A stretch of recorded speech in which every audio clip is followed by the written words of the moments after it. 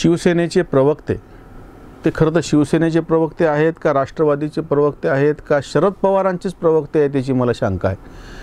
खासदार संजय राऊत यांनी एक अतिशय विनोदी असं विधान नुकतंच केलं। त्याला विनोदी म्हणायची पण वेगवेगळे कारणं आहेत। ते विधान असं होतं की UPA युनायटेड प्रोग्रेसिव्ह अलायन्स म्हणजे संयुक्त पुरोगामी आघाडीचं अध्यक्षपद हे शरद पवारांना द्यावं अशी मागणी संजय राऊत यांनी केली। पहिली याला विनोदी म्हणायचं सगळ्यात पहिलं कारण असं आहे की संजय राऊतांचा आणि UPAचा काय संबंध। त्यांचे प्रवक्ते सचिन सावंत काँग्रेसचे किंवा काँग्रेसचे प्रदेशाध्यक्ष नाना पटोले दोघांनी उलटवार यांच्यावरती केलं आहे की याच्यामध्ये संजय राऊतांचा काही संबंधच नाही। शिवसेना हा पक्ष महाराष्ट्रामध्ये सत्तेमध्ये सहभागी असला तरी UPA म्हणून जी काही आघाडी निवडणूक पूर्व युती करून भारतामध्ये लढली होती 2019ला त्याचा शिवसेना घटक पक्ष नाही। शिवसेना NDAचा भाग म्हणून भाजपबरोबर लढलेले पक्ष आहे आणि अजूनही म्हणजे उद्धव ठाकरेंना मुख्यमंत्री करून आता जवळपास 15-16 महिने झालेले आहेत तरीसुद्धा शिवसेनेला अधिकृतरित्या UPAचा घटक करून घेण्यात आलेलं नाही। म्हणजे आपल्या गावठी भाषेत सांगायचं तर तुम्हाला आम्ही बरोबर जरी घेतला असलं तरी आमच्या पंक्तीमध्ये आम्ही काही तुम्हाला जीव देणार नाहीत। दुसरी याच्यामधली ज्याला विनोद म्हणायचं कारण दुसरं आहे ते असं आहे की बाबा प्रत्यक्ष या राष्ट्रवादीचे खासदार किती, महाराष्ट्रामधून 4 आणि लक्षद्वीपमधला 1 असे फक्त 5 खासदारांचा हा पक्ष आहे आणि त्या 5 खासदाराच्या पक्षाच्या नेत्याला तुम्ही UPAचा अध्यक्ष करा अशी जेव्हा मागणी केली जाते तेव्हा त्या संजय राऊत यांचा जो कागदोपत्रिका होईना अधिकृत पक्ष आहे शिवसेना त्याचे 18 खासदार आहेत ना। तुम्ही कशी का असं ना ही मागणी तुमच्या स्वतःच्या नेत्यासाठी केली असती तर आपण समजू शकतो तुमची पक्षनिष्ठा म्हणून काय आहे ते। 4-5 खासदाराचा नेते असलेल्याला तुम्ही असं म्हणता आहात की तुम्ही UPAचा अध्यक्ष करा। आपण सध्या ह्याच्यामधलं काय होतं बऱ्याचदा की भक्त आणि विरोधक अशा काही पद्धतीत बोलायला लागतात आणि मग आपण वस्तुस्थिती विसरतो। आपण फक्त लोकसभेतले सध्याचे आकडे बघू म्हणजे संजय राऊतांचं विधान हास्यास्पद का आहे तो विनोद मी म्हणतो का आहे ते तुमच्या लक्षात येऊ शकेल। एकूण 543 खासदार संख्या असलेली लोकसभेतली जी आपली हे आहे त्याची किती जागा किती आहेत तर 543। ह्याच्यामध्ये 303 स्वतः भाजपचे खासदार आहेत। भाजपबरोबर असलेले पक्ष वेगळे म्हणजे ज्यांनी आघाडी करून भाजपबरोबर निवडणूक लढवली म्हणजे स्वतः शिवसेना पण त्याच्यामध्ये होती। अकाली दल होता जो नंतर बाहेर पडला, शिवसेना आहे जी नंतर बाहेर पडली, नितीश कुमारांचा पक्ष आहे तो अजून त्यांच्याबरोबर आहे, पासवानांचा पक्ष आहे तो अजून त्यांच्याबरोबर आहे। फक्त एकट्या भाजपची खासदार संख्या 303 आहे, काँग्रेसची खासदार संख्या 52 आहे।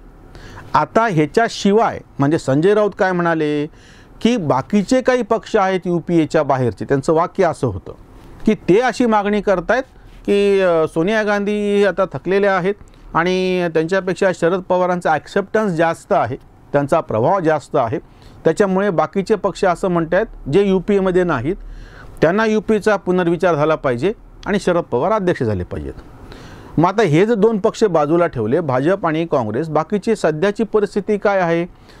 भारताच्या लोकसभेमधला 3 नंबरचा पक्ष आहे तो सध्या तामिळनाडूमध्ये जो निवडणुका लढवत आहे MK स्टॅलिन यांच्या नेतृत्वाखाली DMK त्याचे 24 खासदार आहेत। म्हणजे पहिला पक्ष याच्यामध्ये येतो तो स्टॅलिन यांचा DMK ज्याचे 24 खासदार आहेत।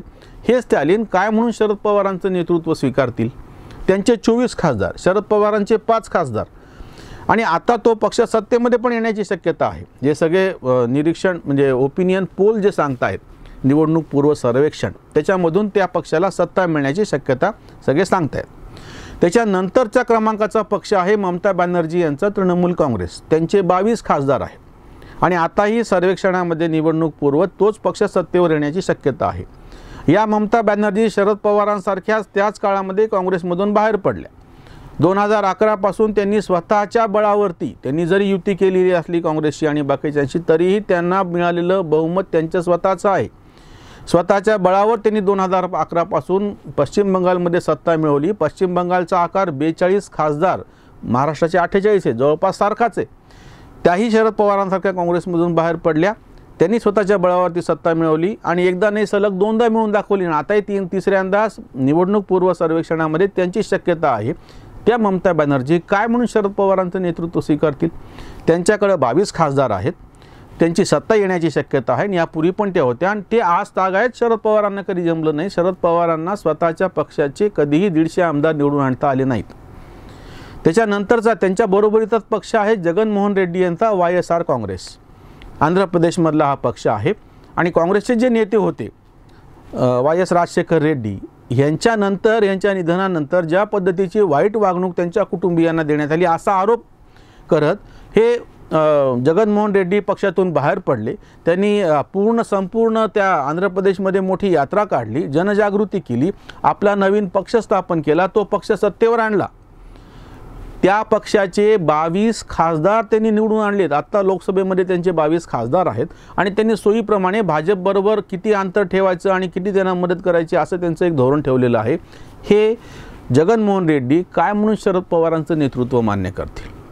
ह्याच्यानंतरचा तिसऱ्या क्रमांकाचा पक्ष स्वतः उद्धव ठाकरेंचा शिवसेना, ज्याचे हे प्रवक्ते म्हणतात की भले ते नंतर भलावण शरद पवारांची करो. शिवसेना हा काँग्रेसबरोबर आता सत्तेसाठी भागीदार आहे आपण समजू शकतो. उद्या निवडणुकीची वेळ आली तर शिवसेना काँग्रेसबरोबर निवडणूक पूर्व युती करेल याची संजय राऊत खात्री देतात का? मग संजय राऊत कुठल्या आधारावरती काँग्रेस असलेल्या UP-मध्ये, काँग्रेसच्या शिवायचा UP एक वेगळ्या गोष्ट आहे, त्याला आपण तिसरा मोर्चा म्हणूयात आणि त्याची चर्चा ही कशी वायफळ आहे हे आपण यापूर्वीच्या व्हिडिओमध्ये केलं होतं. म्हणजे हा त्यांचा पक्ष म्हणजे काँग्रेस आणि भाजप शिवायचा सगळ्यात मोठा पक्ष हा स्टॅलिनचा DMK आहे. त्याच्यानंतर ममता बॅनर्जीचा तृणमूल काँग्रेस आहे.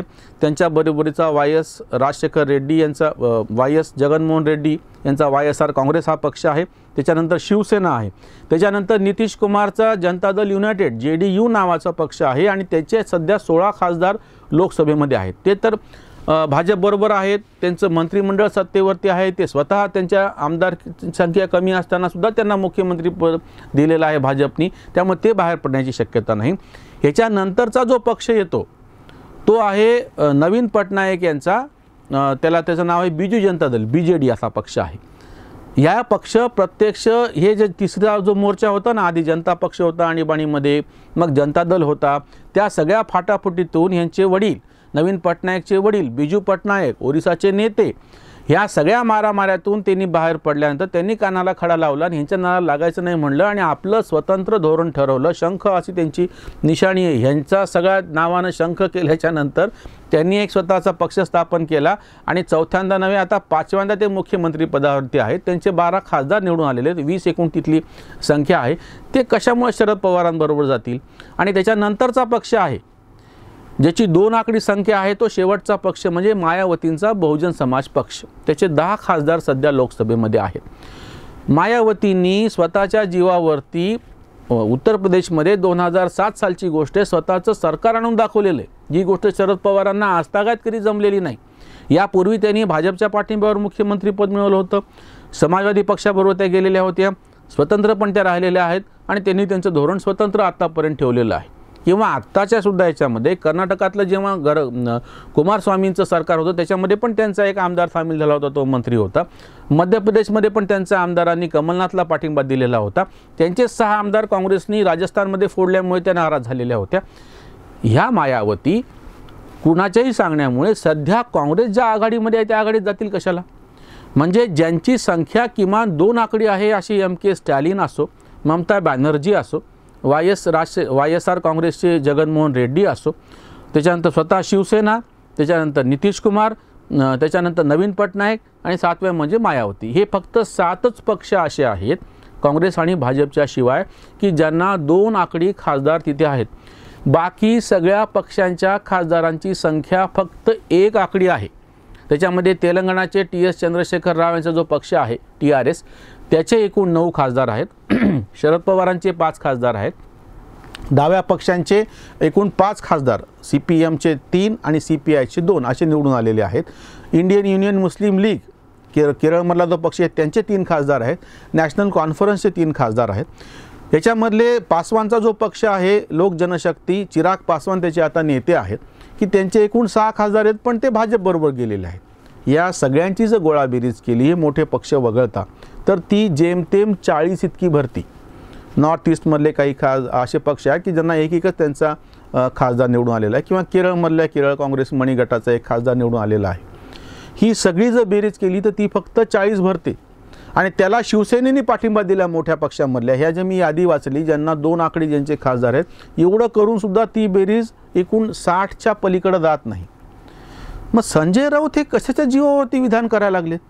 सध्या जो सगळ्यात मोठा पक्ष आहे, सत्तेवरती आहे, त्याच्याबरोबर असलेले 2-3 पक्ष सोडले तर त्यांची संख्या 350च्या पुढे गेलेली आहे. दुसरा जो पक्ष आहे काँग्रेस, ज्यांनी युपी तयार केलेला आहे, त्याच्यामध्ये स्वतः काँग्रेस एक 52 खासदार असलेला पक्ष आहे. तुम्ही टीका काँग्रेसवरती किती करा, संपूर्ण भारतामध्ये ज्यांची कमकुवत का असेना पण पक्ष संघटना आहे आणि त्यांचे काही ना काहीतरी लोक निवडून येतात, असा तोडत पक्ष आहे.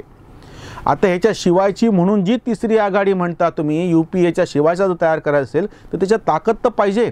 आणि त्यातल्या त्यात ज्यांची ताकद आहे ते पक्ष पुन्हा स्वतःच्या अटीवरती राजकारण करणारे आहेत. शरद पवारांच्या, संजय राऊतांच्या सांगण्यावर राजकारण करणारे नाहीत. आणि आता यांना जे छोटे छोटे पक्ष, असं वाक्य त्यांनी त्यांच्या मुलाखतीत वापरलेलं आहे, त्यांनी बाईट दिला संजय राऊतांनी, या छोट्या छोट्या पक्षांची बेरीज केली तर ती जेमतेम 40 निघते आहे.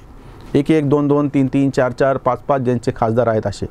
या 40च्या जोरावरती संजय राऊत म्हणजे किंवा शरद पवारांचं राजकारण चालू शकेल, हे कसं काय म्हणताय तुम्ही आकड्याच्या जीवावरती? म्हणून हा विनोद वाटतो आहे. तुम्ही काही बोलू शकता, तुम्ही काही शक्यता वर्तवू शकता, पण त्याला किमान आकड्यांचा आधार लागतो. नुसती तोंड पाटलिकी केल्यानं, वायफळ बडबड केल्यानं तुम्ही राजकीय पर्याय आहात हे सिद्ध होत नाही. आणि हसायची गोष्ट म्हणजे तुम्ही ज्या पक्षाचे खासदार आहात त्या पक्षाला लोकसभेमध्ये 18 इतकी मोठी बऱ्यापैकी संख्या असताना, तो ह्याच्यातला एवढा मोठा पक्ष असताना तुम्ही दुसऱ्या पक्षाकडे तोंड करून बसलेले आहात. म्हणून त्याला विनोद म्हटलं जात आहे. संजय राऊतांना कोणी गांभीर्याने न घेण्याचं कारण हे आहे की त्यांनी आकडे समजून न घेता नुसतीच तोंडाची वाफ दडवलेली आहे. म्हणूनच हे गमतीनं जे म्हटलं जात आहे, राष्ट्रवादी शादी में संजू है दीवाना, राष्ट्रवादी शादी में संजू है दीवाना.